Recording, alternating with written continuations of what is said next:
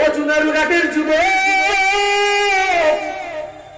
জীবনে উন্নতি করতে হলে মায়ের দোয়ার কোনো বিকল্প নাই। তুমি যদি মনে করো জীবনে উন্নতি সাধন করবা তাহলে মায়ের দোয়ার কোনো বিকল্প নাই, তোমার বাবার দোয়ার কোনো বিকল্প নাই। দুনিয়াতে যারা দামি হয়ে গেল এরা মা বাবার দোয়ার মাধ্যমে হয়ে গেল। বড় বড় মনীষী সেটা ব্যাকগ্রাউন্ডে মা বাবার দোয়ার মাধ্যমে হয়ে গেল। অনেক বড় টাকাওয়ালা এরা তো মা বাবার দোয়ার মাধ্যমে হয়ে গেল। কিন্তু যতই বারবার হুজুরে বয়ান করে মা বাবার বয়ান, এরপরেও মা বাবার সাথে কেন যেন গালি দিয়া কথা বলে, একটু ধমক দিয়া কথা বলে।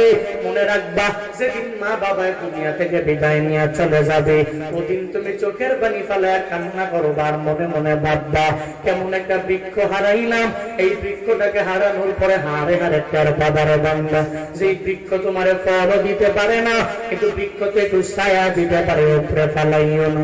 যেদিন মারা যাবে ওদিন ওই বৃক্ষের জন্য চোখের বাড়ি ফেলা ফেলা কান্না করলেও লাভ নাই। এজন্য থাকতে বাবা দাম দিও, থাকতে মা বাবার কদর করিও। বউয়ের কথা শুনবা তবে মায়ের মনের মধ্যে আঘাত দিয়া বউয়ের কথা শোনা যাবে না। যেদিন দুনিয়া থেকে বিদায় নেয় ওদিন দেখবা চোখের পানি ফেলা কেমনে কান্না করবা। এই যে বাড়িতে যাও, বাড়িতে যাওয়ার পরে যারা মায়ের পায় না বাবারে পায় না, মনে রাখবা দুনিয়ার সব আছে মানে মায় নাই। মনে হয় যেন আমার ঘরের মধ্যে আমার কিচ্ছু নাই, দুনিয়ার সমস্ত সম্পত্তি আছে কিন্তু বাবা নাই। দেখবেন মনে হয় ঘরের মধ্যে যাওয়ার পরে আমার কিচ্ছু নাই, আমি সব হারায় ফেললাম। না রে বাবা, এই জন্য থাকতে পরিপূর্ণ দাম দিও। আমি প্রায় জায়গায় গেলে বলি এই ব্রাহ্মণবাড়িয়া জেলার মধ্যে চাকরি করে অনেক দামি একজন অফিসার, বাড়ি হলো সিরাজগঞ্জ জেলা, ওই জেলার মধ্যে বাড়ি কিন্তু কাজ করে ব্রাহ্মণবাড়িয়ায়। মাসে গেলে 2-3 লাখ 4 লাখ টাকা ইনকাম করতে পার। একদিন আমার টেলিফোন করে বলে হুজুর আমার মাও নাই আমার বাবাও দুনিয়ায় নাই, আপনার মা বাবার বয়ান শুনি না আমি চোখের পানি ফেলায় কত রাতের বেলা কান্না করলাম। আজকে আমি মনে মনে ভাবলাম আপনারা টেলিফোন কইরা কিছু কথা আমি আমার মা বাবার ব্যাপারে বলবো। আল্লাহ আমারে টাকার মালিক বানিয়েছি, আল্লাহ আমারে গাড়ির মালিক বানিয়েছে, বড় দামি দামি ফ্ল্যাটের মালিক আল্লাহ বানাইলো, কিন্তু আমার কপাল বড় খারাপ। আমি বাড়িতে যাওয়ার পরে আমার মায়ের আদর আমি পাই না, আমি বাড়িতে যাওয়ার পরে আমার বাবার আদর বিন্দু মাত্র পরিমাণ আমি পাই না। ওই যুবক আমার বলতে লাগলো, আমি বললাম কি কাহিনী জানাও? আমারে বলতে লাগলো হুজুর আমি ছোটবেলায় যখন আমার বাবার হারায় ফেললাম, 6 বছর বয়সে আমার বাবা আমার দুনিয়া থেকে বিদায় দিয়ে চলে না গেল। আমার মা আমার জন্য এত পরিমাণে আশেকা, আমার মা আমার জন্য এত পরিমাণে পাগল। 6 বছর বয়সে আমার বাবা যখন দুনিয়া থেকে বিদায় নেয় আমার মায় মনে মনে ভাবে অন্য একটা স্বামীর ঘরের মধ্যে গেলে আমি আরামে থাকতে পারবো, শান্তিতে থাকতে পারবো, আমার জীবনটা বড় সুন্দর হয়ে যাবে। কিন্তু মায় মনে মনে ভাবে সন্তানের তো জীবন শেষ হয়ে যাবে, তার মাও থাকবে না বাবাও থাকবে না। আমার মায় অন্যের বাড়ি কাজ করে করে কষ্ট কইরা কইরা আমার স্কুলের মধ্যে পড়াইলো, আমার কলেজে পড়াইলো, আমার ভার্সিটির মধ্যে আমার মা আমারে পড়াইলো। হঠাৎ করে একদিন আমি ভার্সিটিতে যখন পড়তে লাগলাম আমি বাড়ির দিকে রওনা হয়ে গেলাম। আমি নিয়ত করলাম আমি বাড়িতে যাওয়ার পরে আমার মায়ের সাথে মোলাকাত হয়ে যাবে। আমি যখন আমার বাড়িতে গেলাম আমি যা দেখি আমার ঘরটা তালা মারা, আমি ঘরটা তালা মারা দেখে মনে হয় আমার আসমানটা মাথার মধ্যে ভেঙে পড়লো। আমার মায়ে তো এই ঘর ছাড়িয়া অন্য কোনো বাড়ির মধ্যে যায় না, অন্য কোনো ঘরেও যায় না। আমি সঙ্গে সঙ্গে দরওয়াজার মধ্যে গিয়া বারবার মা বলে কাঁদতে লাগলাম, আমার মায়ের কোনো সারা শব্দ নাই। আমি দেখি দরওয়াজাটাও পরিপূর্ণ তালা মারা। পাশের বাড়ির চাচি আম্মা, ওই চাচি আম্মার কাছে গিয়া বললাম ও চাচি আম্মা আমার মায় কই, ওই মায়ের ব্যাপারে আমার সন্ধান দাও, আমি মাকে দেখবো। মারে দেখার জন্য আমি ভার্সিটি মিস করে মায়ের দেখার জন্য আসলাম। চাচি আম্মা আমারে কিছু বলতে চায় না, হঠাৎ করে মনে হয় চাচি আম্মা চোখ দিয়া পানি পড়বে পড়বে ভাব। আমারে বলতে লাগলো ছেলে রে তোমার মায়ের ব্যাপারে আমি কিভাবে বলবো, আমার ভিতরে আমার জানা নাই। তবে আমি তোমারে বলি একটু আগে তোমার মা ব্রেন স্ট্রোক করার পরে ধৈর্য নিয়ে গেছে, এখন সিরাজগঞ্জ মেডিকেল কলেজের মধ্যে মনে হয় তোমার মা আছে। ওই যুবক বলে হুজুর আমি এই কথা শোনার পরে মনে হয় আসমান আমার মাথার উপরে, আমার উপরে গাড়ি পড়বে, নাকি আমি অ্যাক্সিডেন্টে দুনিয়া থেকে বিদায় নিয়ে চলে যাব, এই চিন্তা আমার নাই। আমি দৌড়া দৌড়া রওনা হয়ে গেলাম। আমি রাস্তা দিয়ে দৌড়াই, আর চিন্তায় পড়া দেখি আমার মা বুঝি আমার সেইরে চলে যাবে। আমার বাবা দুনিয়ায় নাই, যদি মাও চলে যায় তাহলে আমি কারে মা বলে ডাকবো, কারে আমি বাবা বলে ডাকবো? ওই যুবক বলে হুজুর, এরপরে আমি দৌড়ে যখন মেডিকেল কলেজের মধ্যে গেলাম, ওখানে যাওয়ার পরে আমি দেখি শয্যাশায়ী বেডের ভিতরে আমার মায়ের শুয়ে দেওয়া হয়েছে। একটু একটু কথা বলতে পারে। আমি মায়ের পাশে গিয়ে ওই বেডের পাশে বসলাম। আমি আমার মাকে বললাম, আমার ছেড়ে মা তুমি কোথায় রওনা হয়েছো? আমার বাবা তো 6 বছর বয়সে আমার বিদায় দিয়ে চলে গেল। মা তুমি আমার সাইরা কোথায় চলে যাও? তুমি আমার সাইরা যাও না। মা গো, তোমার দোয়া ছাড়া আর তোমার এই চেহারা দেখা ছাড়া আমি জীবনে অগ্রগামী হতে পারবো না, আমি দামি হতে পারবো না। যুবক বলে হুজুর, আমি মায়ের পাশে বসলাম, আমার মায়ের হাতে ধরলাম। আমি মারে বললাম, মা তুমি আমার বিদায় দিও না, আল্লাহ পাক তোমারে সুস্থ বানিয়ে দিবে। মা তুমি বিদায় নিয়ে আমার সাইরা চইলা যাও না, তোমার বড্ড প্রয়োজন। আমি যখন মায়ের হাতে ধইরা বারবার এভাবে মায়ের দরবারে আবদার জানাইতে লাগলাম, একটু পরে মা চোখের পানি ছেড়ে দিয়া বলে, সন্তান রে, তোমার বাবায় নাই, বাবায় 6 বছর বয়সে দুনিয়া থেকে বিদায় নিয়ে চলে গেল। এখন মনে হয় আমি মাও দুনিয়া থেকে বিদায় নিয়ে চলে যাওয়া লাগবে। ও সন্তান, আমার বিদায় দাও, তবে আমি তোমার জন্য একটু দোয়া করে দিব। যুবক বলে হুজুর, আমার মা আমার হাতটাকে ধইরা রবের দরবারে আবদার জানায় দিল, আল্লাহ গো, আমার ছেলেটাকে আমি এতিম বানায় দুনিয়াতে রাইখা গেলাম, তার বাবাও নাই, এখন আমি মাও দুনিয়া থেকে বিদায় নিয়ে চলে যাওয়া লাগবে। তবে আল্লাহ গো, আমি মা সন্তানের জন্য দোয়া কইরা দিলাম, তারে তুমি দুধে ভাতে খাওয়াইও, তার সম্মান বাড়ায় দিও, তার ইজ্জত বাড়ায় দিও, তার সম্মানটা বাড়ায় দিও। যুবক বলে হুজুর, আমার তো কোনো পাওয়ারে আমি চলি না। ওই যে শয্যাশায়ী বেডে আমার মায়ের শোয়া অবস্থায় আমার হাত ধইরা রবের দরবারে দোয়া কইরা দিল। ওই মায়ের দোয়ায় আল্লাহ আমার এত পরিমাণে দামি বানায় দিল। এখন আমার ব্রাহ্মণবাড়িয়া শহরে ফ্ল্যাট আছে, আমি ঢাকার শহরের মধ্যে 2-3টা ফ্ল্যাটের মালিক হয়ে গেলাম। আমি দামি গাড়ি ইউজ করি, ব্যবহার করি, কিন্তু আমি বাড়ি গেলে আমার মায়ের চেহারা আমি দেখতে পারি না, আমার বাবারে আমি পাই না। আমি চাইলেই তো এখন আমার মায়ের দামি দামি ফল কিনা খাওয়াইতে পারি, কিন্তু আমার কপাল বড় খারাপ, আমার মা তো আমার বিদায় দিয়ে চলে গেছে। ও যুবকেরা, যেদিন মা হারাইবে ওদিন তুমি টাকাওয়ালা হবা, বাড়ির মালিক হতে পারবা, কিন্তু মায়ের বাবা না।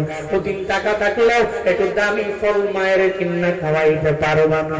মা কবরে চলে গেলে ওদিন চোখের পানি ফেলে কান্না করে লাভ নাই।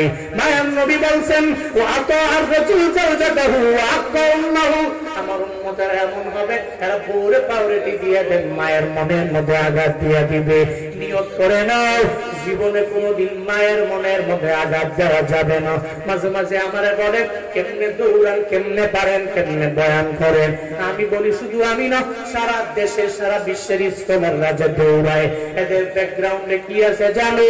কেউ তো ইলমের পাওয়ারে দৌড়ায় না, আমলের পাওয়ারে দৌড়ায় না, ইলমের পাওয়ারে দৌড়ায় না। সবারই পেছনে দেখবা আমার মাওলার দয়া, 2 নম্বরে এদের মা বাবার দোয়া, ঠিক কিনা? চাপাই প্রোগ্রামে একদিনের সফরে চাপাই গেছে, আনশিডিউল প্রোগ্রাম চাপাই, তো ওখানে ভোলাহাটে প্রতি বছর যাই, মাদ্রাসা হুজুররা দর্শে যাইতে হবে। আমি রওনা হলাম। রাজশাহীতে বন্ধু বান্ধবরা আছেন, তো রাজশাহীর বন্ধু বান্ধবরা বলতেছে, বন্ধু আমরা তো মনে করছি তুমি চাপাই যেহেতু আসছো, অন্তত পক্ষে 2-3 দিন তো থাকবে, কারণ এত দূরে আইসো, কেমনি সফর করে যাইবা? আমরা তো একদিন ঢাকায় গেলে 2 দিন ঘুমাই, 2 দিন ঘুমাই, আর পরে ঢাকা থেকে আবার ফিরি, আমরা পারি না। আমি মনে করছি কি, আমরা মনে করছি তুমি আমার সময় তোমায় দিবা, রাজশাহী সিটি সুন্দর, একটু ঘুরবো। আমি কইলাম যে আজকে চাপাই, কালকে বয়ান দেবো মুন্সিগঞ্জে। বন্ধু কেমনে পারো? আমি কই আমার কোনো কামালিয়াত নাই, কোনো পুঁজি নাই, শক্তি নাই, তোমার চাইতে আমি বেশি খাই তেমন না, তোমার সাথে আমি দামি, তোমার চাইতে দামি খাবার খাই এমনও না, আমি তোমার চাইতে আরো বেশি পাওয়ারফুল ম্যান এমন নয়, আমি আমার রবের দয়ায় দৌড়াই, আমার পিতা মাতার তাহাজ্জুদের নামাজের দোয়ার পাওয়ার দৌড়াই। পৃথিবীর ইতিহাসে যারা কামিয়াব হয়ে গেছে মনে রাখবেন এদের ব্যাকগ্রাউন্ডে আমার রবের দয়া, 2 নম্বরে মা বাবার দয়া। জীবনে কোনদিন বউয়ের কথা শুই না মায়ের মনে আঘাত দেওয়া যাবে যাবে যাবে যাবে বউ বউর জায়গায় থাকবে, শাশুড়ি শাশুড়ির জায়গায় থাকবে, শ্বশুর শ্বশুরের জায়গায় থাকবে, শ্যালক শ্যালকের জায়গায়, আপনার মা আপনার মায়ের স্থানে, আপনার বাবা আপনার বাবার স্থানে। আল্লাহ পাক আপনাকে আকল নামক আদালত দিয়েছেন, আপনি বিবেক খাটাবেন, যাকে যেই স্থানে রাখার প্রত্যেককে তার স্বস্থানে রাখবেন। আল্লাহ তৌফিক দান করেন, জোরে বলেন আমিন। এরপরে নবীজি বলছেন এরা এদের বন্ধু বান্ধবকে প্রায়োরিটি দিবে, প্রায়োরিটি দিতে যাইয়া এদের বাবারই ভুলে যাবে। বন্ধু বান্ধবকে প্রায়োরিটি দিবে, যেমন আছে না বন্ধু বন্ধুরে বন্ধু 1.5 লাখ টাকা লাগবে এটা বাইক কেনার জন্য, দিবানি? তুমি বন্ধু আমার দরবারে চাইলা 1.5 লাখ টাকা মাত্র, 2 লাখ চাইলেও তো বন্ধু বন্ধুরে দিয়া দিবে। এই বন্ধু অ্যাকাউন্ট পাঠাও হোয়াটসঅ্যাপে, টাকা যা দেওয়া লাগবে সব টাকাগুলো দিয়া দিতে পারো। বন্ধু বন্ধুর জন্য বড় আশে করা যায়, বন্ধু বন্ধুর জন্য বড় পাগল, বন্ধু বন্ধুর জন্য ঘুরার জন্য বড় পাগল হয়ে যায়। বন্ধু ভাই বন্ধুর একটু কক্সেস বাজারে ঘুরার জন্য যাইবানি করে লাভ ভাই, টাকা কত লাগবে? 5,000 লাগবে, কোনো অসুবিধা নাই। 10,000 লাগবে, কোনো অসুবিধা নাই। বন্ধু বান্ধবেরা ঘুরার জন্য বাইক নিয়ে দৌড়া যায়। কপাল পুরা যুবক এমন হয়ে গেল, বাবায় ঘরের মধ্যে শয্যাশায়ী বেডের মধ্যে বাবায় সর্বাবস্থায় শুয়ে থাকে। মাস গেলে 2,000 টাকা 3,000 টাকা বাবার পেছনে ঔষধের খরচ লাগে। বন্ধু বান্ধবেরা নিয়ে ঘুরে, ছোট ভাই বড় ভাইয়ের ঠেলা মারে, বড় ভাই মেজো ভাইয়ের ঠেলা মারে। এটা বড় যায় এমন হয় বাবারও খবর নেয় না, ওই বাবার বিন্দু মাত্র পরিমাণ কদর না দিয়া বন্ধু বান্ধবের প্রায়োরিটি দেয়। 1 মাসে যে টাকা লাগবে ওই বাবার ওষুধের টাকাও দিতে পারে না, এমন নিমুখেরাম সন্তান আছে না? না আছে না নাই? বড় ভাই মেজো ভাই খেলা মারে, এই তুই দে, মেজো ভাই 3 নাম্বার ভাই খেলা মারে, তুই দে। একটা পর্যায়ে অসুস্থ অবস্থায় বাবা বিদায় নেয়, এই সমস্ত সন্তানের আবার বাবার মরণের 40 দিন পরে জিয়াফতের অনুষ্ঠান করে, লক্ষ লক্ষ টাকা খরচ করে বাবার জন্য দোয়া দোয়া মাহফিল টাফিল বিভিন্ন কিছু করায়। মরণের আগে খবর নাই, মরণের পরে জিয়াফত আছে না নাই? আবার এসব কথা বললেই কয় কি ওহাবিরা খাইতেও পারে না, আমরা খাই খালি ফতুয়া পারে। ওহাবিরা জিলাপি খেতে পারে না, ডায়াবেটিসের কারণে, আমরা খাই কাগজ হবে। আরে বাপ, এটা কোনো কথা হইলো? বাবার কোনো খবর নেয় না, মরণের আগে খবর নাই, মরণের পরে সুবহানাল্লাহ পুরা এলাকার মধ্যে আমার বাবার মেজবানিটা সবচেয়ে বড় মেজবানি। 1.5 লাখ 2 লাখ 3 লাখ 5 লাখ খরচ করে মৃত্যুর পরে বাবারে সাহায্য করে মনে হয় বাবার জন্য একটা দোয়া দাও, বড় অনুষ্ঠান দাও, বড় মেজবানি। আমার উম্মতেরা তার বন্ধুকে প্রায়োরিটি দিয়া তার বাবারই ভুলে যাবে। বন্ধু বললে নিষেধ করবে না, কিন্তু বাবার কথা চিন্তাই করবে। এরপর নবীজি বলেন ওয়াত্তাফাতিল আসওয়াতু ফিল মাসাজিদ, এই উম্মতেরা মসজিদের ভিতরে শোরগোল বেড়ে যাবে, মসজিদে শোরগোল বেড়ে যাবে। আমরা সমাজের মধ্যে দেখবেন মসজিদের মধ্যে জুমার দিনে ইমামের কথা শুনে না, খতিবের কথা শুনে না, ৩-৪ জনে মিল্লা দুনিয়াবি কথা বলে। একটা বড় ঝগড়া কইরা কয়, ২ জনে মিল্লা কয়, সভাপতি কয় আমার টাকা আছে, তুমি আমার কথা মানলো না, এখন থেকে তোমার মসজিদের মধ্যে যাইতে আমি রাজি না, আমি নিজে টাকা দিয়ে মসজিদ বানাবো। এমন কিছু এলাকা আছে দেখবেন একটা মসজিদের 50 ফিট দূরে আর একটা মসজিদ, এমন কাহিনী সমাজে আছে না? না, মসজিদ এখানে 50 ফিট দূরে আরেকটা মসজিদ। কেমনে? কই জুমার দিনে ঝগড়া লেগে সভাপতি কয় আমার খাবার জানো, টাকা আছে জানো না, আমার কথার উপর দিয়ে কথা কইছ, কয় কি এই ইমাম বাদ দে। দল হয়ে গেছে 2টা, এক দল কয় না ইমাম থাকবে, আর এক দল কয় না ইমাম থাকতে পারবে না। একটা পর্যায়ে দল হয়ে মসজিদ থেকে বের হয়ে যায় 50 ফিট দূরে কয় তোর মসজিদে নামাজ না পড়লে কি হইব, আমাকে টাকা দেন, আমি মসজিদ বানাবো। জোর কইরা টাকার বলে মসজিদ বানায়, 50 ফিট দূরে দূরে মসজিদ। নবীজি বলছেন উম্মতের এমন একটা হালাত হবে, মাসাজিদুহুম আমিরা ওয়া হিয়া খারাবু মিনাল হুদা, এদের মসজিদগুলো হবে বড় সুন্দর, এত সুন্দর, ওয়া হিয়া খারাবু মিনাল হুদা, কিন্তু মসজিদের মধ্যে মুসল্লি খুঁজে পাওয়া যাবে। এলাকার মধ্যে বড় দামি দামি মসজিদ, কিন্তু ফজরে মুসল্লি নাই, জোহরে মুসল্লি নাই, আসরে নাই, মাগরিবে নাই, আশায় নাই। হুজুর বয়ান করেন বড় মজা, বয়ান মজা লাগে, শান্তি লাগে, বড় বড় মাহফিল দিয়ে দেন, সব বক্তাদের দাওয়াত দেন, মজা লাগে, কিন্তু ঠান্ডা পানি দিয়ে ওযু বানাইয়া ফজরের নামাজ পড়তে মজা লাগে না, জোহর পড়তে ভালো লাগে না, আসর মাগরিব এশা পড়তে ভালো লাগে না। ও আল্লাহর বান্দারা, নিজের 5 ওয়াক্ত নামাজি আগে বানানো লাগবে, মসজিদগুলো মুসল্লি দিয়া ভরপুর বানায় নাও, এইটাই তো মসজিদের হক পরিপূর্ণ আদায় হবে। কিন্তু কপাল পোড়া মুসলমানেরা কি যেন এমন হয়ে গেল, এই এলাকায় হিন্দু আছে না নাই? আসেনি? হিন্দু যে মুদি দোকানে যায়, মুসলমান সেই মুদি দোকানে যায়। শুধু তাই না, হিন্দু মুদি দোকানে গেল, হিন্দুর মাঝে মাঝে পাঞ্জাবি পরে, মুসলমানও পাঞ্জাবি পরে। আবার দেখবেন হিন্দুর গালের মধ্যে দাড়ি আছে, দেখবেন মাঝে মাঝে দেখবেন মুসলমানের গালে যেমন দাড়ি, হিন্দুর গালেও দাড়ি। যেমন রবীন্দ্রনাথ ঠাকুর দাড়ি অনেক বড়, এর মানে মুসলমান হয়ে গেল এমন না। তাহলে মুসলমানও সব করে, হিন্দু তাই করে, যেই মুদি দোকানে যায় হিন্দু সেই মুদি দোকানের মধ্যে যায়। তাইলে এরা 2 জনের মধ্যে পার্থক্য কই? আবার মুসলমানও গরু খায়, মাঝে মাঝে দেখবেন হিন্দুরা পর্যন্ত গরু খায়, আছে না নাই? গরু খায় মাঝে মাঝে, কয় হিন্দুরাও কয় আরে গরুর গোশতের মতো মজা এই পৃথিবীতে গরুর গোশত আছে? হ্যাঁ, এত সাপকে গরুর গোশত সব বেশি, মজা বেশি, এর চাইতে আমার মনে হয় পৃথিবীতে স্বাদের গোশত আর একদিন আমি বাড়ি থেকে বের হচ্ছি, এলাকায় অনেক হিন্দু আছে, আমার বাজারে কয় কিছু কই যায় না, মাহফিলে যাই, তো মাঝে মাঝে কাম করে নেওয়া যায় না। আমি কিন্তু হিন্দু মানুষ, ইন্নামাল মুশরিকুনা নাজাস, আপনি অপবিত্র, পবিত্র হতে হবে।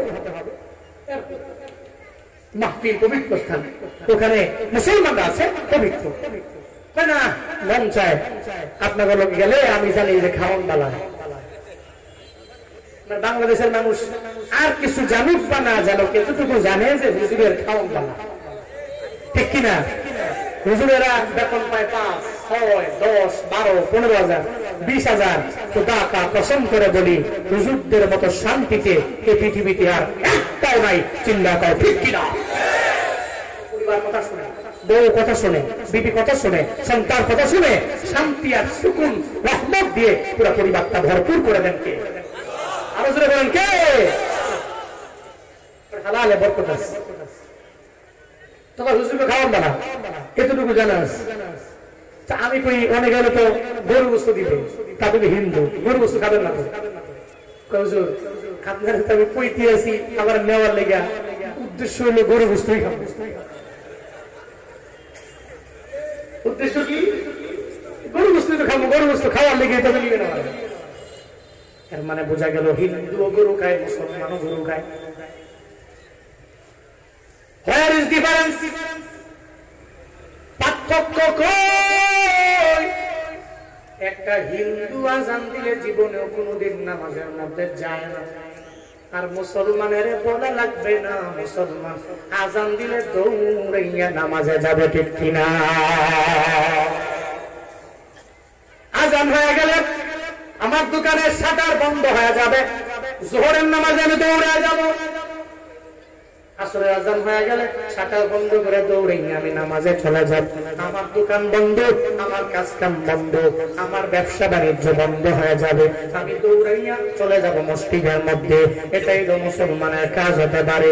নবীজি বলেন আমার উম্মতের এমন একটা সময় চলে আসবে, উম্মতেরা মসজিদের মধ্যে সরগোল বেড়ে যাবে, মসজিদের সংখ্যা বাড়বে, কিন্তু এটা খরাব মিনাল হুদা, হেদায়েত থেকে পরিপূর্ণ হেদায়েত থেকে শূন্য হয়ে যাবে। এরপর রাহমাতুল লিল আলামিন বলেন وكان زعيم القوم يرزله, সম্প্রদায়ের লিড দিবে এমন বকলম নেতা, এমন নেতারে সম্প্রদায়ের নেতা বানানো হবে, এমন ব্যক্তিরে বানানো হবে যে ব্যক্তির ইলমুদ্দিনও নাই, ইলমুদ্দুনিয়াও নাই, মাদ্রাসার বারান্দায় যায় নাই, স্কুল কলেজের বারান্দায় জীবনেও যায় নাই। দেখবেন সমাজে এমন মূর্খরাই সমাজের লিড দেয়, ঠিক কিনা?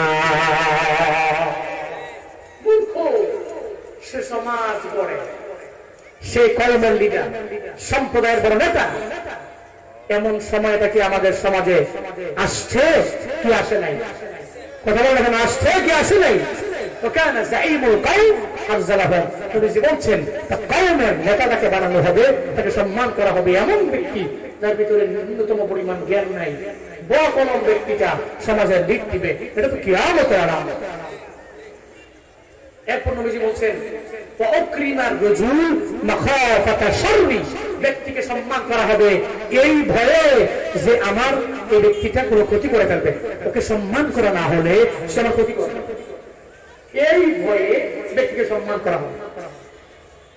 আমার এলাকার এমপির নাম যদি আমি পোস্টারের উপরে না দেই, তাহলে আমার মাহফিলের পারমিশন পাওয়া যাবে না, অনুমতি পাওয়া যাবে না। এমন একটা হালাত হয়ে গেল, আমার এলাকার বড় লিডার, ওর নাম যদি উপরে না দেয় তাহলে আমার মাহফিল হবে না, পারমিশনও দেওয়া হবে না, আমার অনুমতিও দেওয়া হবে না। আমার এলাকায় একটা বড় মাহফিল হয়, প্রতি বছরে মাহফিলটা বড় হইতো। একটা পর্যায়ে ওই মাহফিলে বাংলাদেশের একজন পরিচিত আলোচককে দাওয়াত দেওয়া হলো, ওনার নামটাও পরে এলাকার এমপির নামটা নিচে দেওয়ার কারণে একজন ব্যক্তি পোস্টারটা ছিঁড়ে ফেললো।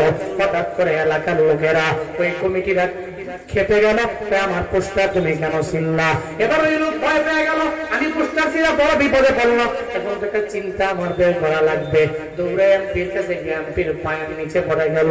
ওই এমপি গো, এটা কাজ করলাম, আমি এদের বড় মাহফিলের বড় হুজুরের ওহাবি গো মাহফিলের পোস্টার আমি ছিঁড়ে ফেললাম, এদের বড় হুজুরের নামও পড়ে দেওয়া কেন ছিঁড়ছো? ওই আপনার নামটা নিচে, এদের বড় হুজুরের নামটা উপরে, আমি এটা সহ্য করতে পারি নাই। আপনার নাম নিচে আর এদের বড় হুজুরের নাম কই উপরে, এটা আমি সহ্য করতে পারছি না। আর এই যে ব্যক্তিটা, উনি নিজেকে একজন আলেম দাবি করে এবং একটা মসজিদের ইমামও, পরে উলামা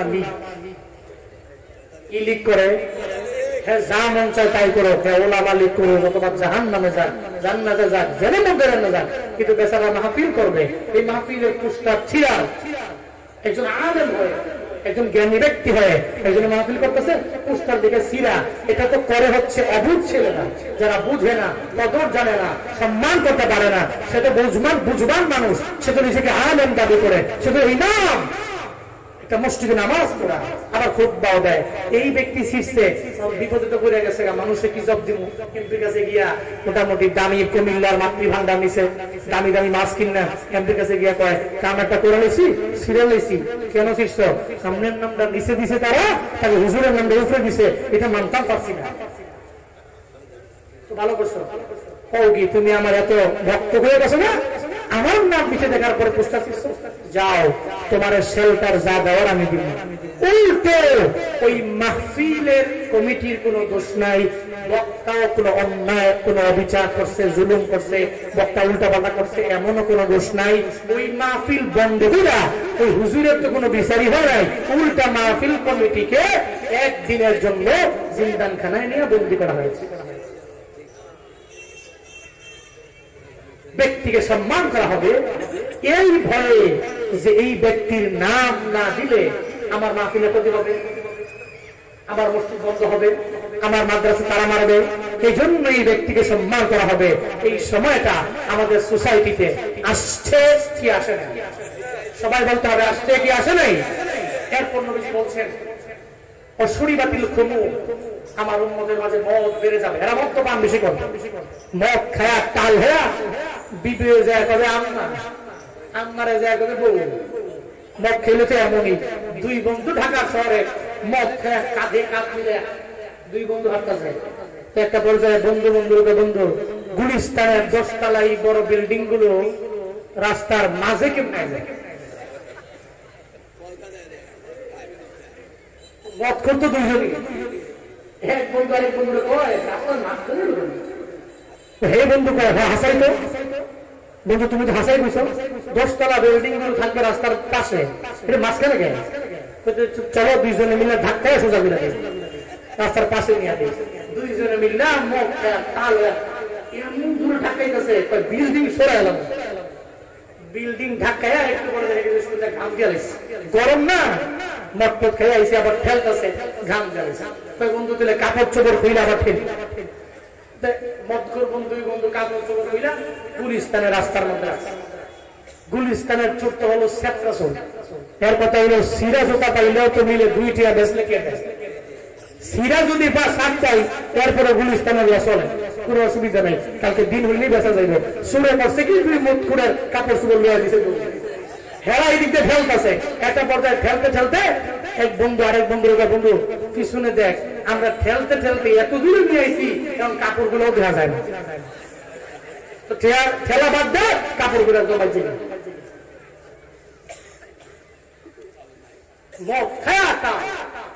এই জন্যই এটা হালাল না হারাম, মদ্যপান হালাল না হারাম।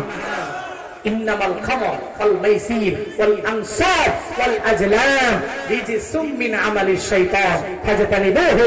আল্লাহ পাক 4টি আয়াতের মাধ্যমে এই মদকে হারাম করেছেন। আল্লাহ বলেন ইন্নামাল খামর, মদ ওয়াল মাইসির জুয়া ওয়াল আনসাব প্রতিমা ওয়াল আজলাম লটারি রিজসুম মিন আমালিশ শাইতান। এটা কোনো মুমিনের কাজ নয়, এটা শয়তানের কাজ। ফাজতানিবুহু, তোমরা এগুলা থেকে বিরত থাকো। এই আয়াতের মাধ্যমে আল্লাহ পাক মদকে হারাম করেছেন। এজন্য মদ্যপান কি যারা করি ধরে রাখবো না ছাড়বো?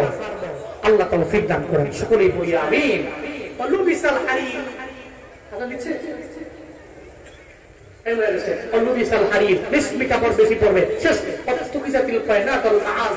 বাদ্যযন্ত্র বেড়ে যাবে, গায়ক গায়িকা বেড়ে যাবে।